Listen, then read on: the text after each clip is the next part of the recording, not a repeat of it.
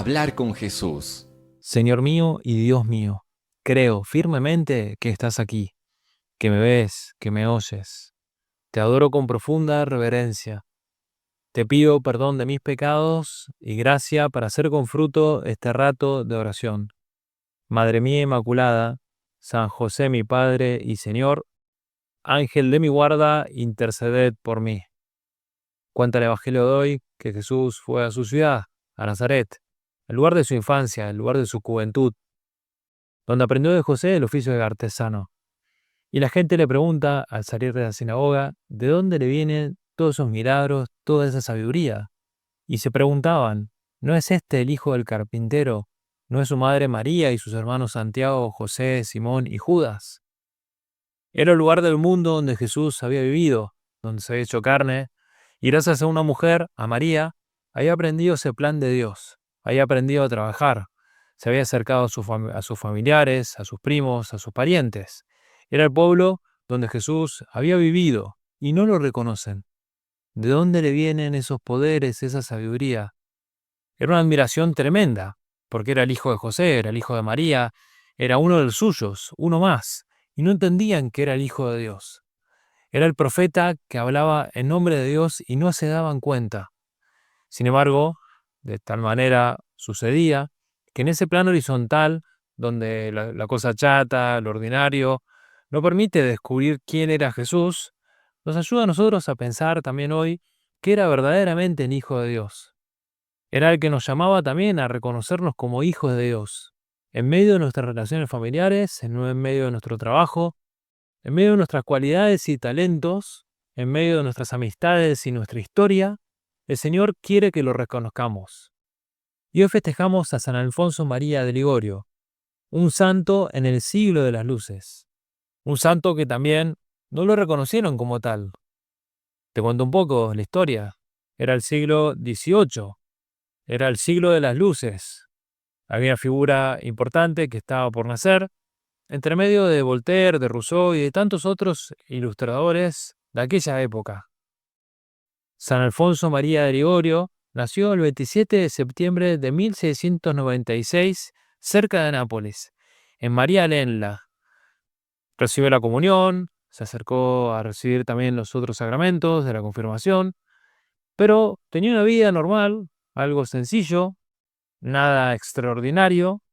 Vivía abierto a todos los valores, tenía una gran inteligencia, había sido bien dotado para el dibujo y la pintura, de hecho fue un pintor y un dibujante experto, y también cultivó la música, fue una persona que escribía mucho, y San Alfonso María no dejaría de fructificar ninguno de sus talentos. Dios se lo había dado y todos esos talentos también los quería poner en práctica.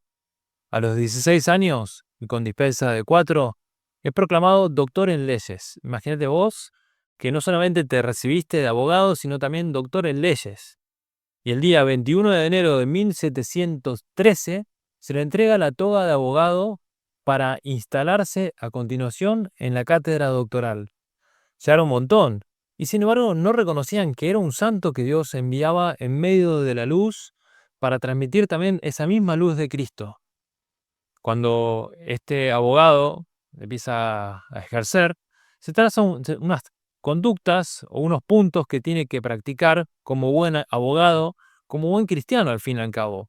Él dice, primero, no hay que aceptar jamás causas injustas. Segundo, no se debe defender una causa con medios ilícitos e injustos.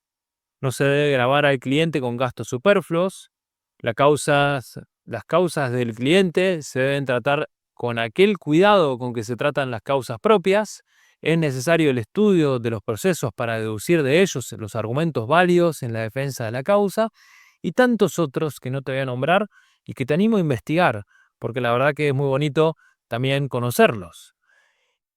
Y de esa toga, de esa graduación, pasó a la sotana.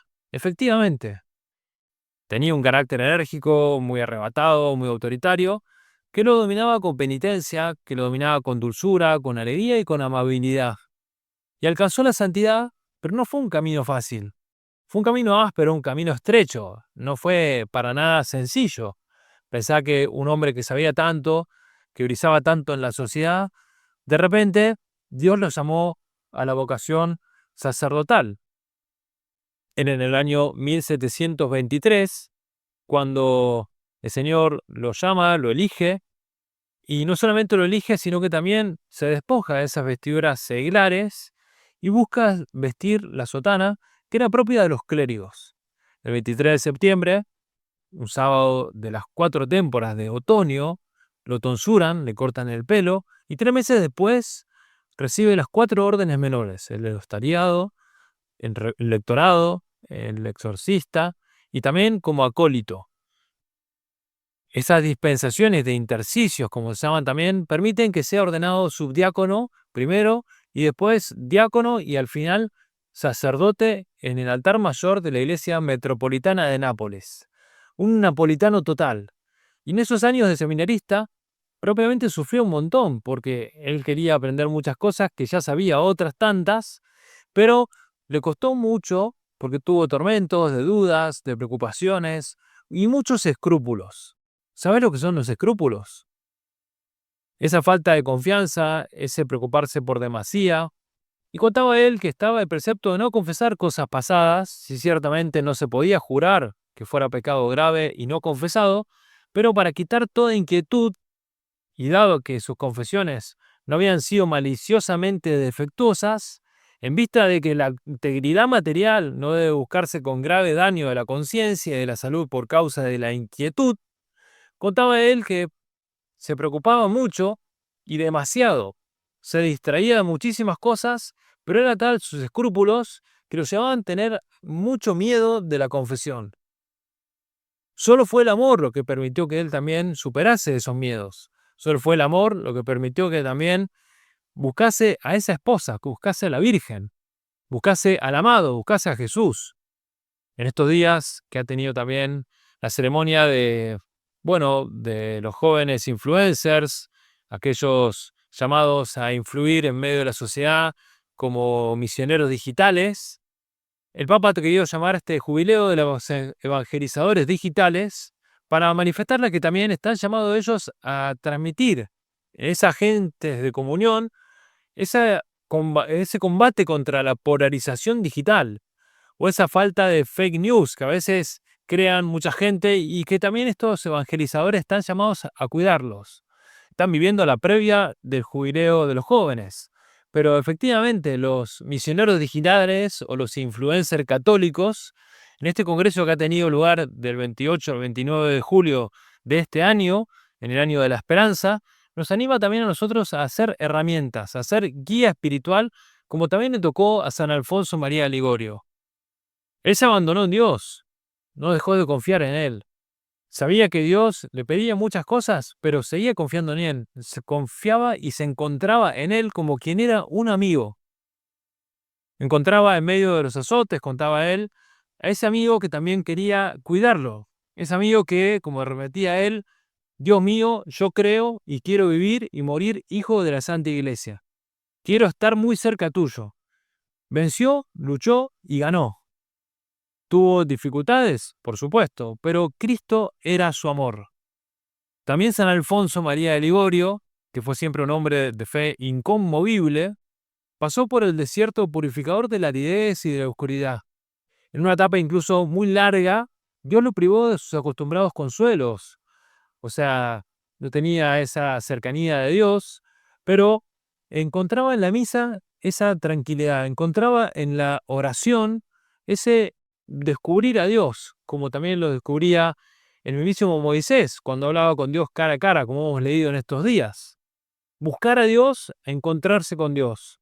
Vamos a pedirle a nuestra Madre Santísima, también como evangelizadores digitales, que tenemos a un representante también del grupo ahí en Roma, que nosotros también descubramos cómo mostrar a Cristo en medio de la sociedad, hacer también esa luz en medio del mundo. Ese cristiano en el siglo de las luces y en el siglo actual, no un cristiano que se esconde en la oscuridad. Fíjate cómo Jesús lo conocían tanto en Nazaret, porque era uno más, era un amigo de los demás. Vamos a pedirle a María que también nos ayude a descubrir a Jesús en las cosas que hagamos y no ser incrédulos al descubrir que Jesús tiene que ser el centro de nuestra vida. Te doy gracias, Dios mío, por los buenos propósitos, afectos e inspiraciones que me has comunicado en esta meditación. Te pido ayuda para ponerlos por obra. Madre mía Inmaculada, San José mi Padre y Señor, Ángel de mi guarda, interceded por mí.